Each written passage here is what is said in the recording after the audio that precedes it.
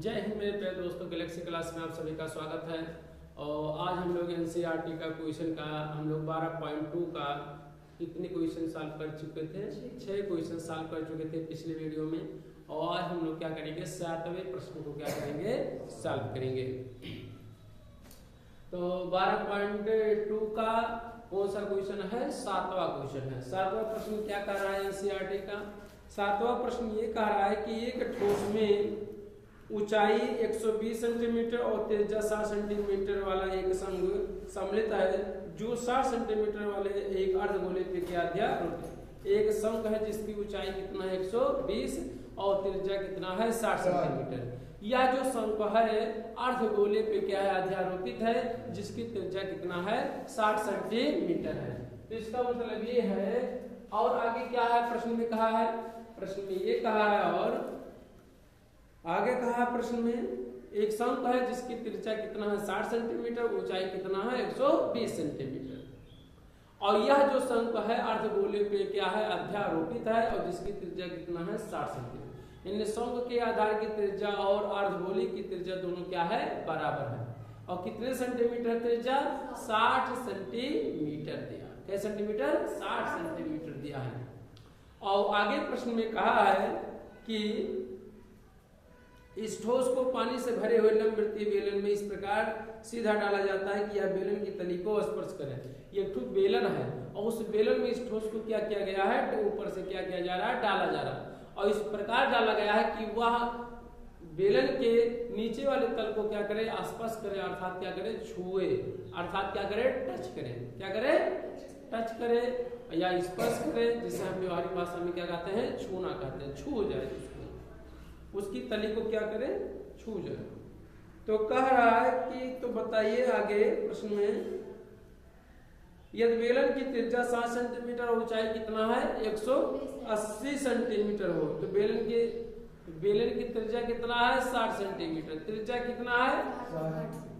नहीं, त्रिज्या 60 सेंटीमीटर, ऊंचाई 180 सेंटीमीटर। तो बेलन में शेष बचे पानी का आयतन ज्ञात कीजिए। पहले हम लोग क्या करेंगे, एक बेलन बनाएंगे। क्या बनाएंगे? एक बेलन बनाएंगे। और बेलन बनाने के उपरांत हम लोग क्या करेंगे, उसी में अर्धगोला बनाएंगे और क्या बनाएंगे, ठोस बना देंगे। ठीक है।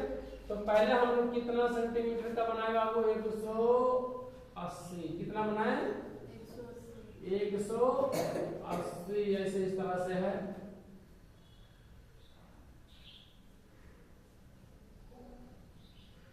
नीचे क्या है हमारा, अगर देखा जाए तो ये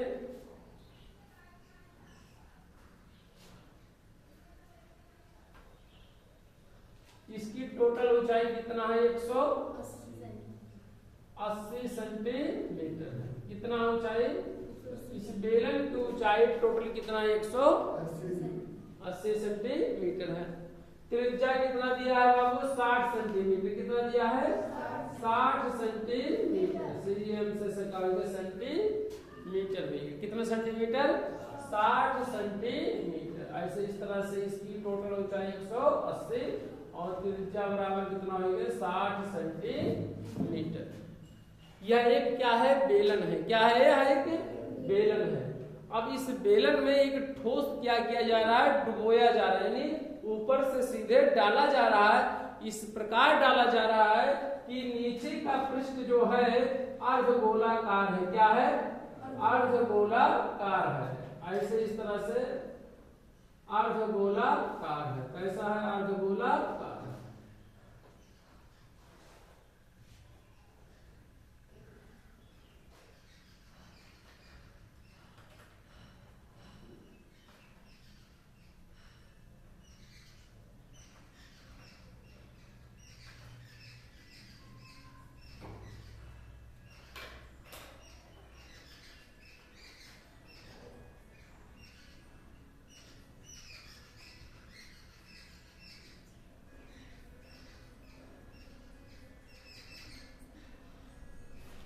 ये देख रहे हैं ना कि अर्धगोला है।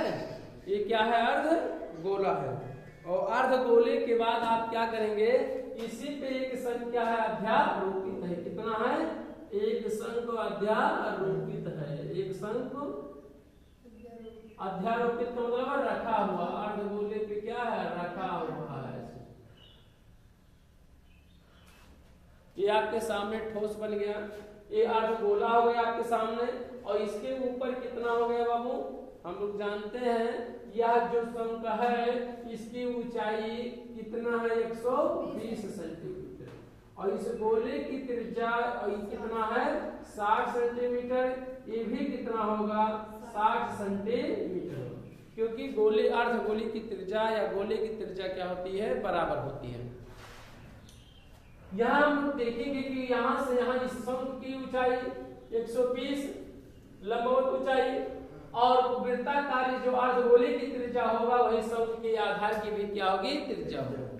अब कार्य शेष इसमें शेष बचे पानी का क्या कीजिए, आयतन ज्ञात कीजिए।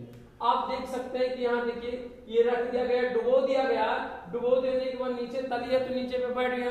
अब पानी कहाँ कहाँ होगा, पानी यहाँ बचा होगा कि नहीं बचा होगा बताओ, यहाँ पानी बचा होगा कि नहीं बताइए, पानी यहाँ बचा होगा कि नहीं बताइए, बचा है कि नहीं यहाँ बताइए। ठोस बचे पानी का क्या, यही आपके सामने बच्चे सभी ठोस रहेगा, ठोस क्या उसका जगह क्या करेगा, ले लेगा। इतना पानी यहाँ यहाँ यहाँ क्या होगा, बचेगा। तो ये बचा हुआ पानी का क्या ज्ञात करना है, आयतन ज्ञात। प्रश्न में यही तो कहा है, शेष बचे पानी का क्या कीजिए, आयतन ज्ञात कीजिए। तो यानी हम लोग अगर ज्ञात करना चाहे शेष पानी का आयतन, तो हम लोग बेलन का आयतन ज्ञात कर लें और माइनस करके यानी घटा दें, तो क्या घटाएं, इस ठोस का आयतन क्या करें, इस ठोस का आयतन तो ज्ञात हो जाएगा। लिख लेंगे बेलन की ऊंचाई कितना दिया है आपको, बेलन की क्या था प्रश्न बताइए, 7वां प्रश्न। कौन सा है, 7वां प्रश्न है। और 7वां प्रश्न है तो लिखेंगे बेलन की ऊंचाई कितना है, बेलन की ऊंचाई, बेलन की ऊंचाई कितना दिया है, ऊंचाई बाबू 180 सेंटीमीटर। बेलन की त्रिज्या कितना दिया है, बेलन की त्रिज्या स्मॉल आर बराबर कितना हो जाएगा बताओ, 60 सेंटीमीटर, 60 सेंटीमीटर। यहाँ पर दो ऊंचाई है, एक लंब एक शंख की ऊंचाई है और एक बेलन की ऊंचाई है, और दोनों क्या है, लंबवत ऊंचाई है। क्या है, लंबवत ऊंचाई है।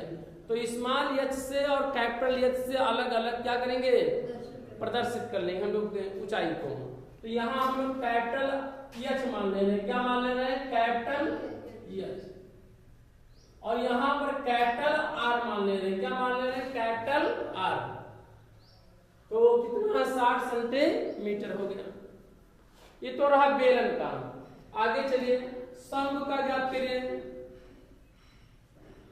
शंख की ऊंचाई, शंख की ऊंचाई h बराबर कितना दिया, प्रश्न में दे रखा है 120 सेंटीमीटर, 120 सेंटीमीटर हो गया।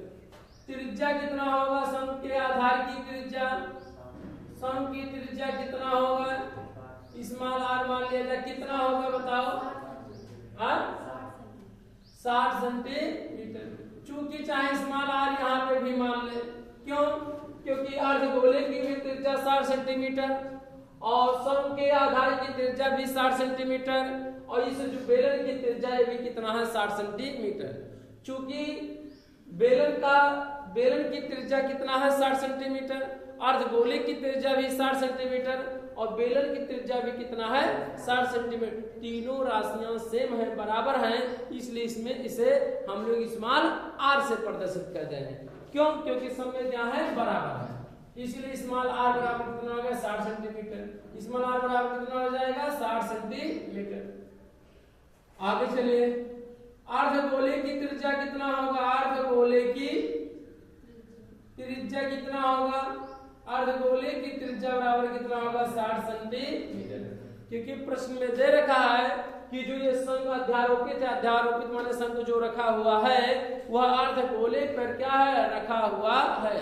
और अध्यारोपित का मतलब रखा होना तो होता है, साथ में बराबर से क्या कर लिया, उसको ढक लिया है। तो आप देख सकते हैं ये अर्धगोला है और इसी के ऊपर क्या है, शंख क्या अध्यारोपित है आपके सामने। अब इस शेष बचे पानी का इस ठोस का आयतन को बेलन के आयतन में से क्या कर दिया जाए, घटा देंगे हम लोग, और घटा देंगे, जो बचेगा वही हमारा क्या होगा, शेष पानी का क्या होगा, आयतन होगा। पहला हम लोग ठोस का आयतन ज्ञात कर लें, क्या ज्ञात कर लें, ठोस का आयतन। ठोस का आयतन। ठोस का आयतन क्या होगा भैया? शंकु का क्या होगा आयतन? शंकु का आयतन। और बताइए प्लस अर्ध गोले का आयतन क्या होगा? अर्ध गोले का आयतन प्लस क्या होगा? अर्ध गोले का आयतन। सॉल्व किया जाएगा। इन सब चीजों को सांकेतिक रूप में से क्या करेंगे? लिख लेंगे हम लोग जब भी लगाएंगे, ठीक है। और ठोस का आयतन क्या है? समूह का आयतन प्लस क्या करेंगे? गोले का आयतन। तो ये जो टोटल जो बोया गया है क्या है? ठोस है। क्या है ये? ठोस है ये। तो इसका सम का आयतन कितना है? 1/3 पाई आर स्क्वायर क्या होता है? h। और अर्ध गोले का आयतन 4/3 होता है? नहीं, 2/3। तो क्या लिखेंगे? 2/3 पाई आर क्या होगा? क्यू। यही वैल्यू कर लिया जाए, जो आएगा क्या होगा? आंसर हो जाएगा। आंसर होगा यही? नहीं, ये तो अभी ठोस का आयतन होगा। और शेष बचे पानी का आयतन ज्ञात करना होगा। तो बेलन के आयतन में से इस ठोस के आयतन को क्या करेंगे? घटा देंगे। चलिए लिखिए 1/3 पाई का मान 22/7 और आर का मान कितना दे रखा है? 60। तो 60 गुणे क्या करेंगे? 60 और गुणे एच की वैल्यू कितना दे रखा है? 120। कितना दिया? 120। आगे चलिए प्लस 2 कितना दिया? 3 गुणे पाई का मान 22/7 गुणे और क्या? आर क्यूब की वैल्यू कितना? 60 गुणे कितना होगा? 60 गुणे कितना होगा? 60। पहले हम लोग ठोस का आयतन ही क्या कर रहे हैं? ज्ञात कर रहे हैं। ऐसा इसलिए ज्ञात कर रहे हैं कि जिससे सवाल को सॉल्व करने में क्या हो? आसानी हो। कई भागों में क्या कर दिया जाए? तोड़ दिया जाए। अब ठोस का आयतन हो जाएगा तो पानी का आयतन ज्ञात करने के लिए क्या करेंगे? बेलन के आयतन में से ठोस का आयतन क्या कर देंगे? घटा देंगे। जो बचेगा वही क्या होगा? शेष पानी का क्या होगा? आयतन होगा। करिए 3 से काटे 3 1 3 3 4 12 3 0 0। और कुछ कट रहा है? इधर से 3 से 60 कर देंगे। 3 से यहाँ काट दीजिए, कितना होगा? 20 हो जाएगा। बस आगे सॉल्व करिए, अभी आ जाएगा। देखिए 22/7 तो क्या करेंगे? ऊपर 22 है, गुणे कितना बचा है? 60 गुणे कितना बचा? 60 गुणे 40 और गुणे कितना बचा? 40 बचा। प्लस 22 बचा गुणे कितना बचा? 60 गुणे 60 और गुणे कितना बचा? 20 बटे कितना बचा? 7। या 44 कर दीजिए ना। 22 का 5 अच्छा ये हाँ 2 का पूरा 22 गुना कितना आ जाएगा? 22 गुना कितना होगा? 44। तो हम 22 गुणे क्या कर रहे हैं? यहाँ पर 44 कर दे रहे हैं। और बटे यहाँ पे कितना है? 7 है तो 7। अब दोनों को गुणा कर लिया जाए और नीचे का दोनों का हर बराबर है तो अंश आपस में क्या किए जाएंगे? जोड़ लिए जाएंगे। इवन का क्या है? ये आंसर। गुणा करिए कितना आएगा? देखिए देखिए कितना आ रहा है।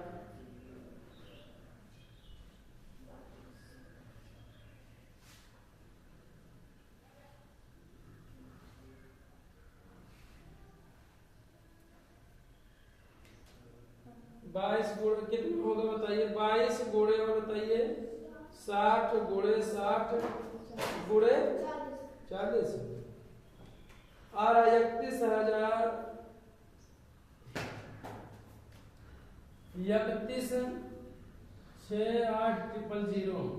बटे कितना हो जाएगा? 7 प्लस 44 और क्या होगा बताओ? 44 गुणे और बताओ 60 गुणे 60 गुणे 20 31,68 आ रहा है। ये भी आ रहा है।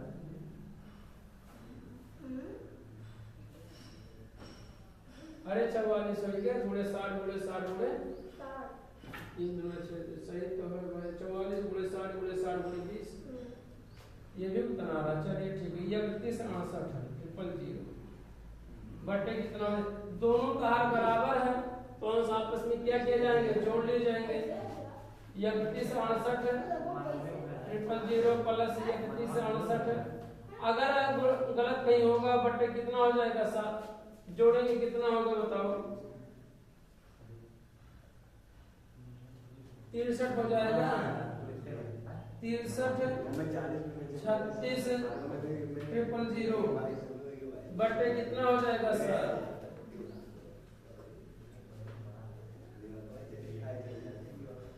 कितना आंसर आ रहा है बाबू? 905.5 142.85 और 7 घन सेंटीमीटर। कितना आएगा? घन सेंटीमीटर। ये तो रहा ठोस का, क्या रहा? आयतन रहा। क्या रहा? ठोस का आयतन। अब हम लोग क्या करेंगे? अब हम लोग पानी का आयतन ज्ञात करेंगे और बेलन के लिखेंगे पानी का आयतन, शेष पानी का आयतन। क्या लिखेंगे? शेष पानी का अवशेष, शेष माने बचा हुआ, शेष पानी का आयतन कितना होगा? आयतन बेलन का आयतन, बेलन का आयतन और माइनस क्या होगा? ठोस का आयतन। क्या होगा? ठोस का आयतन। करिए बेलन का आयतन में आगे। बेलन का आयतन कितना होगा? पाई आर स्क्वायर क्या होगा? एच और माइनस ठोस का आयतन कितना होगा? 90514.2.85 कितना होगा? 7। कितना? क्योंकि ठोस का आयतन इतना दे रखा है तो ठोस का आयतन इतना दे रखा है, इसको क्या करेंगे? इसमें से घटा देंगे। सॉल्व करिए। पाई का मान कितना होगा? 22/7 और गुणे आर की वैल्यू कितना होगा? 60/60 और एच की वैल्यू कितना होगा? 180 माइनस 90 551.42.85 कितना होगा? 7। इसी को गुणा कर लिया जाए, 7 से कटेगा 7 दूना 14 और 4 7 5 35 नहीं कटे 7 से। गुणा करिए 22 का, 22 का क्या करिए? गुणा करिए। क्या करेंगे? 22 गुणे क्या करेंगे? 60 गुणे 60 और गुणे क्या करेंगे? 180 गुणे 180 कितना आएगा बाबू? हम आगे कर रहे हैं, क्या लिखते हैं? तो दिखाई नहीं पड़ेगा, यहाँ लिख दे रहे हैं। ठीक है, यहाँ लिख दे रहे हैं। ठीक है, यहाँ लिख दें जैसा का यहाँ लिख दे रहे हैं जिससे आसानी पड़े आपका। ठीक है, आएगा आपका 14,256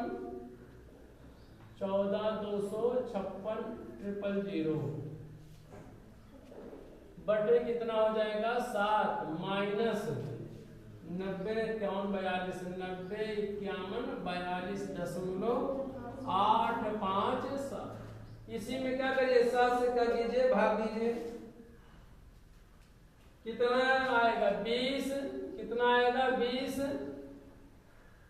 36 571.43 माइनस 90 51 42.857। जब इतना करेंगे 7 इसमें भाग देंगे तो कितना आएगा? इतना आएगा। आप भाग देके देख सकते हैं। ठीक है, इसके बाद क्या करेंगे? 90,05,142.857 को क्या करेंगे? घटा देंगे और जो होगा वही क्या होगा? आंसर होगा। घटाइए। कितना? 90 कितना लिखा? 90 51 42 और कितना लिखा है? 0.857। आंसर देखो कितना होगा बाबू? आंसर देखिए कितना आ रहा है?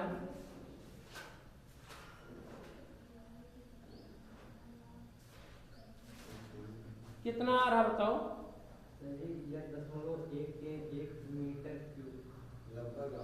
1.1 मीटर क्यूब लगभग। कोई गलती तो नहीं हुआ हमसे? रुकिए, इसका आंसर अगर ये आ रहा तो 11 माने 11/31।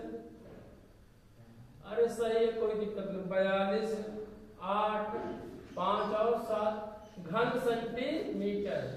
घन सेंटीमीटर और मीटर क्यूब में आंसर आ रहा है। अगर मीटर क्यूब में आ रहा है तो घन सेंटीमीटर में जब करेंगे तो जब 1 सेंटीमीटर को बदलना होता है तो 100 क्या करेंगे? भाग दे देंगे। ये तो करेंगे तभी तो क्या आएगा? मीटर आएगा। परंतु ये आयतन है तो 100 गुणे 100 गुणे 100, क्योंकि एक बार लंबाई को मीटर में बदलेंगे, एक बार चौड़ाई को क्या करेंगे मीटर में बदलेंगे, और ऊंचाई को भी क्या करते हैं मीटर में बदलते हैं। इसलिए 11 है 31 42 8 5 7 को हम लोग 100 गुणे 100 से क्या करेंगे भाग दे देंगे, और तब लिखेंगे घन मीटर। क्या लिखेंगे घन मीटर।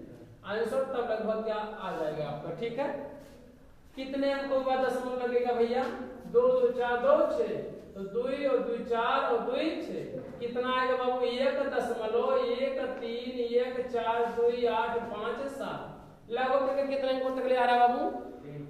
3 अंकों तक, 131 तक यहाँ तक आ रहा है। आप देखिए 1 2 3 4 5 6 अंक के बाद दशमलव आप लगाएंगे तो 1.1 3 1 4 2 8 5 7 ये भी आएगा।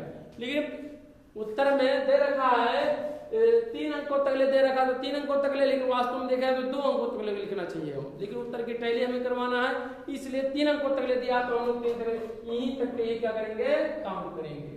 और यहाँ लिखेंगे क्या लिखेंगे घन मीटर। क्या लिखेंगे घन मीटर। वैसे सेंटीमीटर में दे रखा था तो उत्तर सेंटीमीटर में ही रहना था, लेकिन हमें अगर उत्तर की टैली करना है तो उसको सेंटीमीटर को किसमें बदलना होगा? घन सेंटीमीटर को घन मीटर में क्या होगा बदलना पड़ेगा। ठीक है, बात समझे कि नहीं?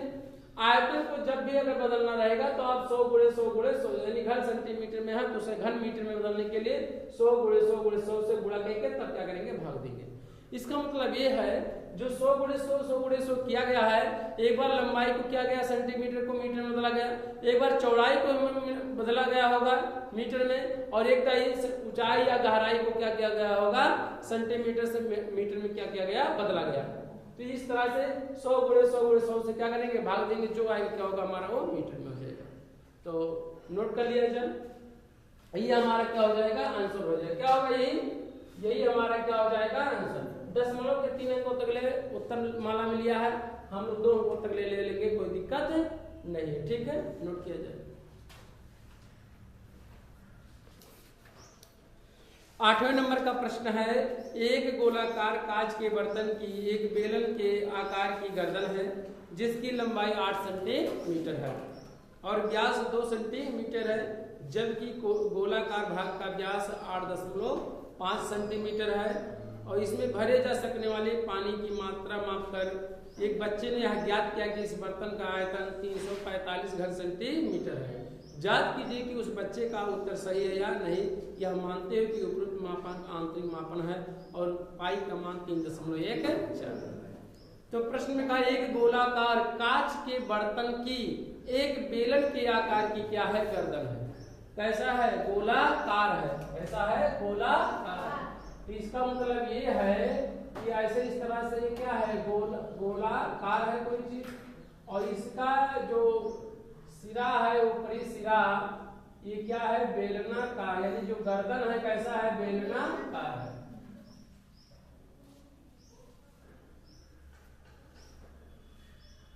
ऐसे जो इसका ऊपरी सिरा है वो क्या है बेलनाकार है।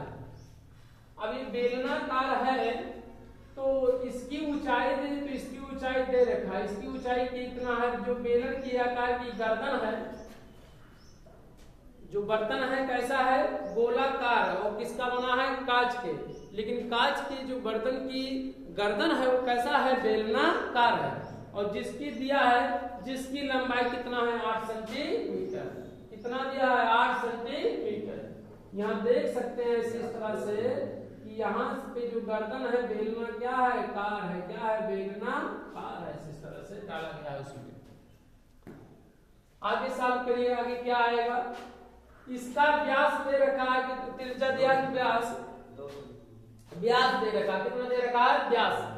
इस बेलन का जो बेलनाकार भाग की गर्दन है इसका व्यास कितना दिया है 2 सेंटीमीटर। कितना 2 सेंटीमीटर। इसका जो व्यास दिया है 2 सेंटीमीटर, तो त्रिज्या क्या होगा? बेलन का व्यास दिया है 2 सेंटीमीटर, तो बेलन की त्रिज्या कितना होगा? तो व्यास का क्या होता है आधा होता है, तो 2 का आधा कितना होगा 1 सेंटीमीटर। और ये जो गोलाकार भाग है इसकी त्रिज्या कितना दे रखा है? इसकी त्रिज्या दे रखा है कैसे? भाग का व्यास 8.5 सेंटीमीटर दिया, व्यास दे रखा है, तो नोट कर लिया जाए जो जो प्रश्न दिया है। बेलनाकार भाग की गर्दन की ऊंचाई या बेलनाकार, ये कौन सा प्रश्न है 8वां, तो 8वां नोट कर लिया जाए। तो क्या लिखेंगे, बेलनाकार भाग की गर्दन की ऊंचाई, गर्दन की ऊंचाई कितना दिया है, गर्दन की ऊंचाई, बेलनाकार भाग के गर्दन की ऊंचाई यच बराबर कितना दिया है बताओ, यच बराबर 8 सेंटीमीटर, कितना दिया है 8 सेंटीमीटर। और व्यास कितना दिया है बताइए, बेलनाकार भाग के गर्दन का व्यास, क्या लिखेंगे, बेलनाकार भाग के गर्दन का व्यास, व्यास कितना दे रखा है बताओ, 2 सेंटीमीटर। तो त्रिज्या कितना होगा, लिखेंगे ऐसे, चाहे डाट कर लेंगे, लिखेंगे बेलनाकार भाग के गर्दन की त्रिज्या, गर्दन के त्रिज्या, त्रिज्या कितना दे रखा है बाबू, त्रिज्या r बराबर कितना दे रहा है 2/2, 2 में 2 का भाग कितना आएगा 1 सेंटीमीटर, क्योंकि व्यास 2 सेंटीमीटर दिया है, तो जो त्रिज्या होता है वो व्यास का क्या होता है आधा, तो व्यास का आधा करेंगे कितना, 2 का आधा करेंगे कितना आएगा 1, तो 1 सेंटीमीटर हो जाएगा। आगे सॉल्व करिए। आगे फिर करेंगे कि गोलाकार भाग का व्यास, क्या लिखेंगे, गोलाकार भाग का व्यास कितना दिया है, व्यास बताओ 8.5 सेंटीमीटर। प्रश्न में दे रखा नीचे वाला जो गोलाकार भाग है इसकी जो त्रिज्या दिया है कितना दिया, व्यास कितना दिया है 8.5 सेंटीमीटर, ये टोटल यहाँ से कितना है 8.5 सेंटीमीटर, चाहे ऐसे यहाँ से यहाँ मिला है चाहे यहाँ से यहाँ, जो त्रिज्या होता है वो व्यास का क्या होता है आधा होता है। तो हम लोग क्या करेंगे, गोलाकार भाग की त्रिज्या क्या लिखेंगे, गोलाकार भाग की त्रिज्या कितना होगा, त्रिज्या कैपिटल R में 8.5 बटे क्या कर देंगे 2, व्यास का क्या कर देंगे आधा, आधा मान क्या करेंगे 2 से भाग दे देंगे, करेंगे 2 चौक 8 हो जाएगा, 2 दूना 4 और 2 पंचे 10, 4.25 सेंटीमीटर हो जाएगा व्यास यानी त्रिज्या। चलिए आगे सॉल्व करिए। क्या प्रश्न में कहा है, इस लड़के ने इसमें भरे जा सकने वाले पूरे पानी का आयतन ज्ञात किया 345 घन सेंटीमीटर। तो गारा जांच कीजिए कि जो बच्चा लगाया है वो सही है कि गलत है, जो मापा है सही है कि गलत है। तो हम लोग याद कर लेंगे, पानी भरे जा सकने वाले बर्तन का आयतन, क्या प्रश्न में कहा है, लिखेंगे इस बर्तन का आयतन, क्या लिखेंगे बर्तन का आयतन, बर्तन का आयतन, जितना बर्तन का आयतन होगा उतना उसमें क्या होगा पानी का क्या होगा आयतन होगा। तो क्या लिखेंगे, बेलनाकार भाग का आयतन प्लस गोलाकार भाग का आयतन, यही होगा। तो लिख लिया जाए बेलनाकार भाग का आयतन, बेलनाकार भाग का आयतन, और क्या होगा बताइए, प्लस गोलाकार भाग का आयतन या गोले का आयतन। हमारे पास जगह नहीं इसलिए आप यहाँ लिख सकते गोलाकार भाग का आयतन, आप लिख सकते लिखेंगे। बेलन का आयतन कितना, पाई आर स्क्वायर का होगा एच, पाई आर स्क्वायर क्या होगा एच, पाई आर स्क्वायर क्या होगा एच, प्लस गोले का आयतन 4/3 पाई आर क्या होगा क्यू। यहाँ जो आर माना गया है, बड़े गोले गोला है तो बड़े गोले की त्रिज्या को कैपिटल आर माना गया है। स्मॉल आर कैपिटल आर इसलिए माना गया कि बेलन की त्रिज्या 1 सेंटीमीटर और इसकी त्रिज्या 4.25 सेंटीमीटर। तो बड़े वाले को बड़े लेटर से, छोटे वाले को छोटे लेटर से प्रदर्शित कर दिया। आप कुछ भी प्रदर्शित कर सकते हैं, ठीक है, आप स्वतंत्र हैं। आगे लिखिए, पाई का मान 3.14 लिखना प्रश्न में दे रखा है। आर की वैल्यू कितना दिया है, 1 गुणे कितना हो जाएगा 1, एच की वैल्यू कितना दिया है 8 दे रखा है, प्लस 4/3 पाई का मान 3.14 और गुणे आर, आर की वैल्यू कितना दिया बताओ 4.25 और गुणे 4.25 गुणे 4.25, ये घाते 3 लगेगा इसका, तो 3 बार में इसका मतलब क्या होगा, गुणा होगा, तो इसलिए इसे तुरंत ही विस्तार कर देंगे, इससे आसानी पड़ जाए सॉल्व करने के लिए। सॉल्व कर लिया, कुछ आएगा, कट जाएगा। देखिए 3 से काटे 3 एकम 3 और 3 एकम 3 आएगा यहाँ पर, तो दशमलव लगाएंगे तो 3 चौक 12 नहीं कटेगा ना, और 3 एकम 3 2 आ जाएगा, 3 नहीं कटेगा, कटेगा नहीं। तो क्या करिए, गुणा कर डालिए और 3 से क्या करिए, भाग दे दीजिए। ठीक है, गुणा करिए, 4 का गुणा 3.1, 4 में गुणे 4.2, 5 गुणे 4.2, 5 गुणे 4.25, और उसी में 3 से क्या करिए, भाग दीजिए, और इसके बाद दोनों को क्या करिए, जोड़ लीजिए, जो आएगा वही क्या होगा, आंसर होगा। तो पहले गुणा करिए, इसके बाद तब आप करिए। चलिए गुणा करिए, कितना आ रहा, 3.1, 4 गुणे और बताइए, गुणे कितना होगी, गुणे 1 गुणे 1 गुणे कितना होगा, 8 आएगा। 25 दशमलव कितना आ रहा, 12, 25.12, 25.12 प्लस इसका गुणा करिए, इसमें गुणा करिए, 4 गुणे कितना होगा, 3.1, 4 गुणे और बताइए, 4.25 गुणे 4.25 गुणे 4.25, 3 बार होगा ना, 4.25 आ रहा 964.1725। इसी में क्या करिए, दोनों को आपस में क्या करिए, जो नहीं अभी 3 भी तो है नीचे, बटे 3 से क्या करेंगे, भाग दे देंगे। भाई गुणा करने के उपरांत आप क्या करेंगे, बटे 3 है तो 3 से क्या करेंगे, भाग देंगे। भाग देंगे तो कितना आएगा बाबू, भाग के 3 करेंगे तो 321 आएगा, कितना आ जाएगा, 25.12 और प्लस 321.3 और कितना आएगा, 9। इसी में क्या करिए, 25.12 को क्या करिए, जोड़ दीजिए, आंसर आ रहा है 346.512, 08 कितना आ रहा, 3 इतना आ रहा। बच्चे ने जो ज्ञात किया है 3.46 दो अंकों तक लेके केवल क्या किया जाएगा, काउंट किया जाएगा, तो क्या लिखा जाएगा, घन सेंटीमीटर।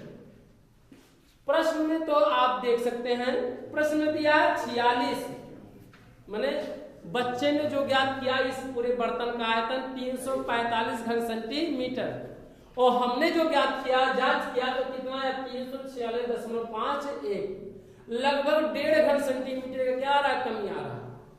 बच्चे ने बताया 345 और हमने जांच किया तो इसका आयतन कितना है, इस बर्तन का 346 घन 346.51 घन सेंटीमीटर है।